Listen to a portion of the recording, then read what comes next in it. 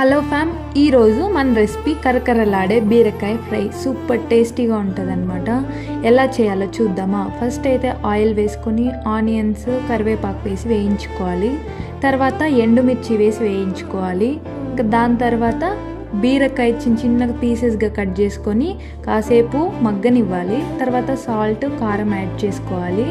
మళ్ళీ ప్లేట్ మూత పెట్టేసుకుంటే ఇంకా బాగా మన ఫ్రై అయితే రెడీ అయిపోతుంది. కాస్త ఈ కన్సిస్టెన్సీలో వచ్చిందంటే కొత్తిమీర చల్లుకొని గార్నిష్ చేసేసుకొని ఇంకా ప్లేట్లో పెట్టుకొని తినేసేయడమే అనమాట. చాలా బాగా వచ్చింది, ట్రస్ట్ మీ. నేనైతే బీరకాయతోనే తిన్నాను. ఈరోజు మా ఇంట్లో అయితే టొమాటో కర్రీ, బీట్రూట్ ఫ్రై, ఇంకా బీరకాయ ఫ్రై అయితే చేసుకున్నాము.